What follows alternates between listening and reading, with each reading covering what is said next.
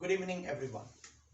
जैसे कि हमने पहले डिस्कस किया था कि हम एक सीरीज बनाएंगे जिसमें हम पूरी ग्रामर से लेकर बेसिक ग्रामर से लेकर एडवांस तक हम एक सीरीज में डिस्कस करेंगे। क्योंकि हमारे यहाँ एक बड़ा इशू सबसे पहले ये है कि जितने भी हम इंस्टीट्यूट्स में एडमिशन्स लेते हैं या लैंग्वेज के लिए लर्निंग के लिए जाते हैं तो सबसे पहले क्या होता है कि हमें ग्रामर तो पढ़ाई जाती है मगर बहुत कम टाइम के अंदर हम वो ग्रामर भूल जाते हैं, हम वो रूल्स भूल जाते हैं। सबसे बड़ा इशू वही होता है कि या तो हमें उन रूल्स के अच्छे तरीके से समझ में नहीं आती या तो हमें वो एक सीरीज से नहीं पढ़ाए जाते। फॉर एग्जाम्पल, अगर आज आपको नाउन पढ़ा दिया गया और दूसरे दिन आपको कोई टेंस पढ़ा दिया गया तो जो स्टूडेंट है वो कंफ्यूज हो जाता है कि हम पार्ट्स ऑफ स्पीच पढ़ रहे थे और अब टेंसेस की तरफ शिफ्ट हो गए। तो आज से जो हम सीरीज स्टार्ट कर रहे हैं इसमें हमारा जो सबसे पहला टारगेट ये होगा कि हम जितनी भी ग्रामर की सीरीज बनाएंगे वो एक सीक्वेंस में बनाएंगे। ग्रामर के वर्ड से लेकर नरेशंस तक जितने भी हमारे बीच में अंदर जो भी चीजें आती हैं हम एक सीक्वेंस से डिस्कस करेंगे। अब सबसे जो बड़ा इंपॉर्टेंट क्वेश्चन आता है कि जो मुख्तलिफ लैंग्वेज को, जैसे हम नेटिव स्पीकर्स हैं अपनी ओन लैंग्वेजेस के, जैसे कि सिंधी के, उर्दू के या पंजाबी के, जो हम नेटिव स्पीकर्स हैं, जब हम किसी और लैंग्वेज को सीखने की कोशिश करते हैं या किसी प्रोफेशनल लैंग्वेज को सीखने की कोशिश करते हैं तो हमें सबसे बड़ी इंपॉर्टेंट चीज होती है ग्रामर। अब इंग्लिश को वर्ल्ड वाइड में प्रोफेशनल लैंग्वेज माना जाता है। जब हम इस प्रोफेशनल लैंग्वेज को प्रोफेशनल तरीके से सीखना चाहते हैं तो सबसे बड़ी इंपॉर्टेंट चीज है वो है ग्रामर। तो आज हम ग्रामर को अंडरस्टैंड करेंगे और बेसिक कॉन्सेप्ट को अंडरस्टैंड करेंगे कि what is grammar and how English is being formed. सबसे पहला जो मेरा क्वेश्चन है कि व्हाई ग्रामर, क्योंकि बहुत दफा हमसे यही कॉन्सेप्ट किया जाता है कि ग्रामर इंपॉर्टेंट नहीं है, आप स्पीकिंग का एनवायरनमेंट बनाएं, आप मूवीज देखें या वीडियोस देखें या आप अपने आप को कुछ दोस्तों से कम्युनिकेट करें, इससे आपकी इंग्लिश बेहतर हो जाएगी। बिल्कुल, ये बातें, ये कॉन्सेप्ट भी बिल्कुल ठीक है कि आपकी लैंग्वेज बेहतर हो सकती है, पर कॉन्सेप्ट ये है कि क्या जो लैंग्वेज आप वो सीखेंगे क्या वो प्रोफेशनल लैंग्वेज होगी? क्या जो लोग आप जो मूवीज से इंग्लिश सीखेंगे क्या वो लैंग्वेज आप प्रोफेशनल वे से कम्युनिकेट कर सकते हैं? क्या वो लैंग्वेज आप अपने एग्जाम के अंदर ऐसे इसमें पेपर्स में लिख सकते हैं? Exactly not. और 100% श्योर है कि हम वो लैंग्वेज अपने पेपर्स में कम्युनिकेशन के तौर पे तो इस्तेमाल कर सकते हैं फ्रेंड के साथ, पर उनको प्रोफेशनली वे से यूज नहीं कर सकते। बहुत ज्यादा अच्छे स्पीकर्स, जब उनको कहा जाता है कि एप्लीकेशन लिखें, लेटर्स लिखें, ऐसे लिखें, तो वो डम हो जाते हैं, वो नहीं जानते, क्योंकि उनको कम्युनिकेट तो आती है और कम्युनिकेशंस तो आती हैं, वो कम्युनिकेट कर सकते हैं इंग्लिश। सबसे बड़ा इशू उनका यही आता है कि हमने उसको प्रोफेशनल अंदाज से नहीं सीखा। उसको प्रोफेशनली सीखने के लिए हमें सबसे बड़ी इंपॉर्टेंट चीज होती है ग्रामर। मैंने कुछ चीजें नोट की हैं, जैसे कि सबसे पहला पॉइंट मैंने नोट किया है व्हाई ग्रामर के लिए कि understand properly. When we are learning in a professional way, जब हम ग्रामर को प्रोफेशनल वे से सीखते हैं तो we can understand any person. कोई भी हमारे सामने कम्युनिकेट करता है, even he is from any age a university vice chancellor और whatsoever, we can understand him properly. Second is sound more professional.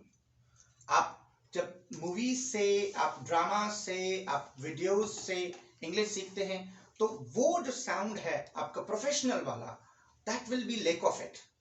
अगर आपको उस प्रोफेशनल अंदाज को और प्रोफेशनल वे को आपको बढ़ाना होगा तो you will definitely have to learn English grammar. Third, write effectively. That's one of the most important point that we must learn. जब हम ग्रामर सीखते हैं तो सबसे पहला जो हमारे पास बहुत ज्यादा इंपॉर्टेंट पॉइंट आता है, अगर आप ऐसे इंग्लिश बोलते हैं, does not matter, you can communicate, there are the thousand of people they can speak English. जो लोग ब्रिटिश अमेरिकन या नेटिव स्पीकर्स हैं इंग्लिश के, वो लाजमन इंग्लिश में बात कर सकते हैं, पर जब उनको हम ऐसे राइटिंग के लिए या कंपोजिशंस के लिए या मुख्तलिफ राइटिंग स्किल्स के लिए कहा जाएगा, they will be stopped over there and they will not have words to write it down. क्यों? क्योंकि उन्होंने वो प्रोफेशनल अंदाज से नहीं सीखा हुआ। उसके बाद good impression and the last feel confident. When you learning English with proper rules and regulations you will be more confident as compare to just with the language. जब आप इंग्लिश सीखते हैं रूल्स रेगुलेशन से, आप ज्यादा confident होते हैं as compare to just having communication. आज हम लेक्चर नंबर 1 से स्टार्ट कर रहे हैं और हमारे पास सबसे पहला वर्ड है ग्रामर। जब हम नॉन नेटिव स्पीकर होकर किसी प्रोफेशनल लैंग्वेज को सीखते हैं तो उसके लिए सबसे इंपॉर्टेंट ये होता है कि हमें उसकी ग्रामर सीखनी चाहिए। What are the rules of that particular language. तो मैंने आज बहुत सिंपल अंदाज से समझाने की कोशिश की है, जैसे कि मैंने ग्रामर के लिए लिखा है कि grammar is basically word which is taken from Latin language. उनके दो वर्ड से लिया हुआ है, एक है ग्राम, एक है टिकी। ये बेसिकली दो वर्ड्स हैं लैटिन के जहां से हमने ये ग्रामर लिया है। पहली जो डेफिनेशन ग्रामर की है वो ये समझ लें कि grammar is basically taken from two words gram and tiki, जिसका मतलब है आर्ट ऑफ राइटिंग, लिखने का फन, लिखने का हुनर। ग्रामर हम उसी को बोलते हैं, आपकी स्पीकिंग में तो आजकल हम एक्चुअली यूज करते हैं, बट मोस्टली जो आपकी ग्रामर देखी जाती है that is the piece of writing which you are writing, उस पीस को देखा जाता है जो आप लिख रहे हैं। तो बेसिकली जो स्टार्टिंग में डेफिनेशन थी ग्राम प्लस टिकी मींस आर्ट ऑफ राइटिंग, पर जो अभी आजकल हम डेफिनेशन इस्तेमाल करते हैं, दो बहुत ज्यादा इंपॉर्टेंट डेफिनेशन हम इस्तेमाल करते हैं। Let's go for it. Number one definition है rules and regulations to understand other languages.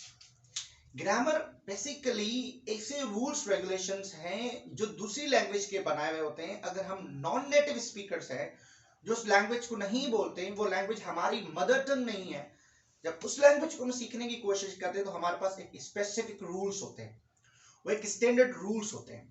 तो उन स्टैंडर्ड रूल को फॉलो करके जो हम लैंग्वेज सीखते हैं हम उसको कहते हैं ग्रामर। वो किसी भी ग्रामर के हो सकते हैं, किसी भी लैंग्वेज के हो सकते हैं। फॉर एग्जांपल हमारे उर्दू की ग्रामर बनी हुई है, हमारी सिंधी की ग्रामर बनी हुई है। फॉर एग्जांपल जितनी भी और जो रिच लैंग्वेजेस हैं जो अडॉप्ट करती रहती है अपने आप पर चेंजेस, वो बड़ी अच्छी लैंग्वेजेस बनती जाती है, उनके पास एक स्पेसिफाइड ग्रामर होती है। इंग्लिश तो प्रोफेशनल लैंग्वेज है, वर्ल्ड वाइड में बोली जाती है, वर्ल्ड वाइड में अंडरस्टैंड की जाती है, तो इसकी ग्रामर और सबसे ज्यादा रिच है, और इसकी ग्रामर को हम स्टैंडर्ड इंग्लिश ग्रामर भी बोल सकते हैं। आते हैं ये पहली डेफिनेशन। सेकंड डेफिनेशन में है the art of putting right word at right place. That is one of the easiest and the definition I love to teach. That is grammar एक बेसिकली एक हुनर है, एक फन है, सही वर्ड को सही जगह पे रखना। That is called the real grammar. I have given few examples in front of you. आइए एग्जांपल्स को देखते हैं। जैसे पहला एग्जांपल मैंने लिखा है गो टू स्कूल आई। आप देखेंगे इसके अंदर वर्ब भी है, इसके अंदर ऑब्जेक्ट भी है, इसके अंदर सब्जेक्ट भी है, पर वो अपनी सही जगह पे नहीं रखे हुए हैं। जैसे कि सबसे पहले मैंने वर्ब रख लिया है, उसके बाद मैंने ऑब्जेक्ट रख लिया है, और तीसरे नंबर पे मैंने सब्जेक्ट रखा है। जो तीन चीजें हमें एक सेंटेंस बनाने के लिए चाहिए हमने तीनों रख ली हैं, but they are not at the right position, they are not at the right place. तो क्या हम इनको कंप्लीट सेंटेंस कह सकते हैं? क्या हम इसको ग्रामर के हिसाब से कंप्लीट सेंटेंस कह सकते हैं? आई डोंट थिंक सो, मैं नहीं समझता। सेकंड सेंटेंस हमारे पास है स्कूल गो आई। इसमें भी देखेंगे, इसमें भी हमने ऑब्जेक्ट भी रख लिया है, सब्जेक्ट वर्ब भी रख लिया है, और उसके साथ साथ हमने सब्जेक्ट भी रख लिया। अगर हम उर्दू के अंदर देखते हैं तो उर्दू के अंदर देखते हैं कि स्कूल जाता हूं मैं, राइट। तो अगर हम उर्दू को डायरेक्टली ट्रांसलेट करें तो ये तो ठीक बन जाता है school go I, but according to the grammar rules it is not the right sentence। Grammar के रूल्स के मुताबिक ये सही सेंटेंस नहीं है। क्यों? क्योंकि ग्रामर ने हमें बताया कि सबसे पहले आपने सब्जेक्ट रखना है, उसके बाद आपने वर्ब रखना है, उसके बाद आपने ऑब्जेक्ट रखना है। जैसे कि मैंने सेंटेंस लिखा है आई गो टू। ग्रामर की डेफिनेशन को बहुत अच्छे अंदाज से समझने के बाद जो इसी सीक्वेंस में, इसी सीरीज में हमारे पास सबसे ज्यादा इंपॉर्टेंट टॉपिक आता है वह अल्फाबेट एंड लेटर्स। आए अल्फाबेट और लेटर्स को बहुत अच्छे तरीके से समझने की कोशिश करते हैं। अल्फाबेट के लिए जो मैंने डेफिनेशन लिखी है वो डेफिनेशन लिखी है basic unit of any language. अब जितनी भी लैंग्वेजेस हैं और जितनी भी रिच लैंग्वेजेस हैं, उन लैंग्वेजेस को सीखने के लिए उसके बेसिक यूनिट्स होते हैं। जैसे कि इंग्लिश के अंदर हमारे पास 26 बेसिक यूनिट्स हैं, ए से लेकर जेड तक। अब इंग्लिश का कोई भी ऐसा वर्ड नहीं होगा जो इन लेटर से ना हो। तो जो अल्फाबेट है वो किसी भी लैंग्वेज का एक बुनियाद है, बेसिक यूनिट है, इसलिए हमने इसकी डेफिनेशन लिखी है basic unit of any language. आपके सामने है ए बी सी से लेकर हमारे पास एक्स वाई जेड तक। उसके बाद हमारे पास जो सेकंड टॉपिक है वो है लेटर्स। हम लेटर्स को किस तरीके से डिस्कस कर रहे हैं, इसी की भी हमने डेफिनेशन वही रखी है, basic unit of any language, किसी भी लैंग्वेज का बेसिक यूनिट। तो अब क्वेश्चन सबके माइंड में आ रहा होगा, सर अगर दोनों की डेफिनेशन सेम है then what is different between them? Let's discuss their difference. आए इनका डिफरेंस डिस्कस करते हैं।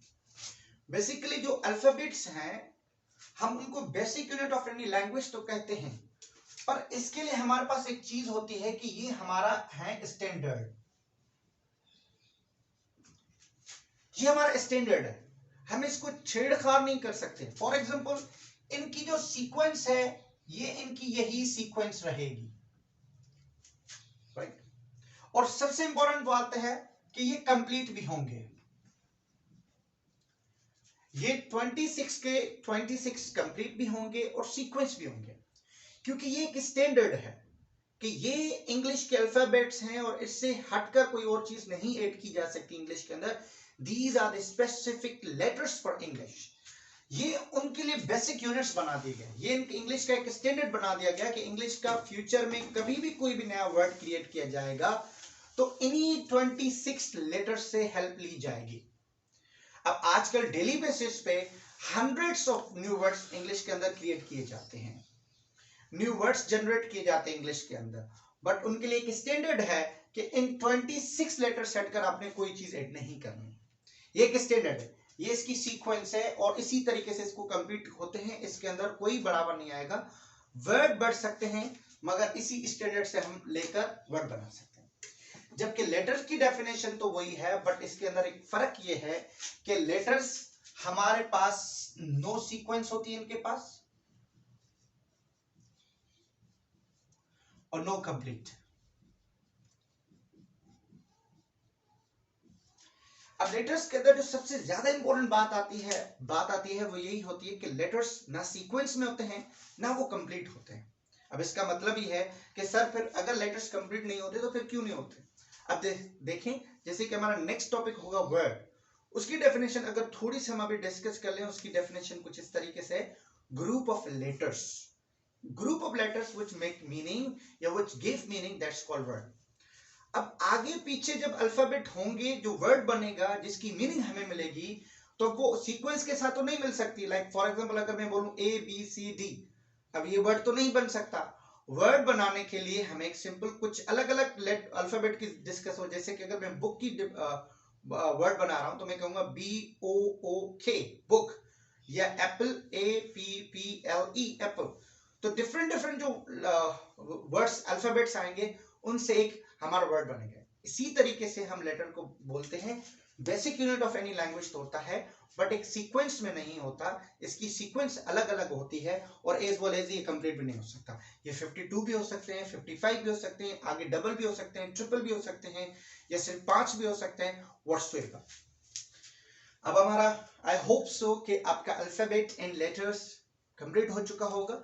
अब इसी के अंदर हमने लेटर्स की 2 डिविजन्स की हुई हैं। लेटर्स में जितने भी हमारे पास अल्फाबेट के अंदर आए हैं उसको हमने 2 हिस्सों में डिवाइड किया है। एक में हमने वॉल्स किया है और एक में कॉन्सोनेंट्स किया है। अब इसको वॉवेल्स, अगर आप सिंपल उर्दू में बोल सकते हैं तो वॉवेल्स भी बोल सकते हैं, मगर इसकी जो राइट प्रोनाउंसिएशन वो आप बोलेंगे वॉल्स। और सेकंड हमारे पास कॉन्सोनेंट है। अब वॉल्स बेसिकली हमारे पास 5 है। हम बचपन से पढ़ते हुए आते हैं कि there are the 5 vowels A E I O U. पर यहाँ पे मैं थोड़ा सा आपको डिफरेंट बताना चाहता हूँ कि व्हाई ब्रिटिशर्स और the standard English has divided them. क्यों सिर्फ 5 वॉवेल और 21 हमारे पास कॉन्सोनेंट है? क्यों उन्होंने ऐसा नहीं किया कि 13 और 13? बेसिकली ये सारी जो गेम है ये है साउंड की गेम, प्रोनाउंसिएशंस की गेम। तो अभी जो डिवीजन आई है वो यही आई है कि जो वॉल्स हैं 5, इनके साउंड के ऊपर पूरी जो गेम है इनके साउंड के ऊपर है। बस आप ये याद रख लें, जब भी अ की साउंड आएगी हम उनको बोलते हैं वॉल्स या वॉवेल्स। जैसे कि हमारे पास है एप्पल, एग, आयरन, अंपायर। इन 5 वर्ड्स अगर आप लेंगे तो ये 5 के 5 वर्ड्स की जो स्टार्टिंग प्रोनाउंसिएशन होगी, स्टार्टिंग साउंड होगा, वो अ से स्टार्ट होगा। जैसे कि हम एप्पल को करते हैं तो ये एप्पल, एप्पल। अगर हम एग को करेंगे एग। अगर हम आयरन को बोलेंगे आयरन। अगर हम अंपायर को बोलेंगे इसको भी हम अंपायर। अगर हम ओ का लिखेंगे ऑरेंज तो इसका भी हम अ के साथ इस्तेमाल करेंगे ऑरेंज। आपने देखा कि इन सब के साथ जो स्टार्टिंग प्रोनाउंसिएशन थी वो अ के साथ थी। और कॉन्सोनेंट किनको कहते हैं? हम कॉन्सोनेंट्स उनको कहते हैं जिनकी प्रोनाउंसिएशन अ के साथ स्टार्ट ना हो। बाकी जितने भी और साउंड्स हमारे पास हैं या जितने भी और साउंड इंग्लिश के अंदर हैं उन सारे डिफरेंट डिफरेंट साउंड के साथ स्टार्ट होती है, हम उनको बोलते हैं कॉन्सोनेंट। जैसे कि मैंने सामने आपके सामने लिखा है boy, cat, dog. If you pronounce boy that different sound उसका डिफरेंट साउंड है। अगर आप केट को प्रोनाउंस करेंगे इट हैज डिफरेंट साउंड, अगर डॉग को प्रोनाउंस करेंगे it has different sound, not air, उसका अ साउंड नहीं होगा, उनके डिफरेंट डिफरेंट साउंड होंगे। इसलिए ही यही डिफरेंट है वॉल्स एंड कॉन्सोनेंट के। अच्छा, थोड़ी सी डिस्कशन अगर इसको हम इनहांस करें तो ये जो हमारे पास 5 वॉवेल्स लिखे हुए हैं ए ई आई ओ यू, बहुत ज्यादा जगहों पे ये आते हैं, फिर भी हम इनको वॉवेल्स नहीं कहते। फॉर एग्जांपल मैं आपके सामने लिख देता हूं, जैसे कि हमारे पास एक वर्ड है यूनिवर्सिटी, या हमारे पास है यूनिटी, या हमारे पास है यूनियन, या हमारे पास है यूरोप। मैंने आपके सामने कुछ वर्ड्स लिखे हैं जिनके स्टार्टिंग में या यू या ई स्टार्ट हो रहा है, पर फिर भी हम इनको वॉल्स कंसीडर नहीं करते क्योंकि इनकी साउंड डिफरेंट है। ये बेसिकली एक ऐसा टॉपिक है जो हम आर्टिकल्स में डिटेल में डिस्कस कर सकते हैं, पर यहाँ पे मैंने आपको थोड़े से चंक ऑफ इंफॉर्मेशन इसलिए शेयर किए ताकि जिस सीरीज में हम चल रहे हैं आपको आइडिया आ जाए कि what we are talking about. तो आज हमने 3 चीजें डिस्कस की। हमने ग्रामर डिस्कस किया, ग्रामर के बाद हमने उसकी कुछ रूल्स रेगुलेशंस डिस्कस किए, और उसके बाद हम अल्फाबेट और लेटर्स डिस्कस किया, और उसके बाद लास्ट में हमने वोवेल्स और कंसोनेंट को थोड़ा सा टच किया। ये ऐसा टॉपिक है जिसको हम डिटेल से टच करेंगे आर्टिकल्स में। अभी तक का इस लेक्चर नंबर 1 का इतना ही सा था। इंशाल्लाह जितनी भी जो सीरीज होगी हम आगे वाले लेक्चर्स में डिस्कस करेंगे। हमारी पूरी कोशिश होगी कि हम सीरीज के साथ डिस्कस करें टिल देन। जैसे मैंने आपको स्टार्टिंग में कहा, हम एडमिशंस तो ले लेते हैं इंस्टीट्यूट में, पर बहुत दफा हम ग्रामर भूल जाते हैं। वो यही वजह होती है, इंपॉर्टेंट वजह, कि हम सीक्वेंस से नहीं पढ़ते, हम तरतीब से नहीं पढ़ते, हम आगे पीछे पढ़ते हैं तो वी गेट कंफ्यूज्ड। तो इंशाल्लाह इस यूट्यूब के थ्रू मैंने जो ये सीरीज स्टार्ट की इसमें यही होगा कि हम स्टार्ट से लेकर एंड तक जितनी भी ग्रामर है विद द प्रोसेस पढ़ें। तो हमारे यूट्यूब चैनल के साथ जुड़े रहें। और अब मेरे पिछली वीडियोस पे व्यूज तो ज्यादा हैं मगर सब्सक्राइबर कम है, तो आप सबको रिक्वेस्ट है कि वीडियोस देखें, लाइक भी करें और कमेंट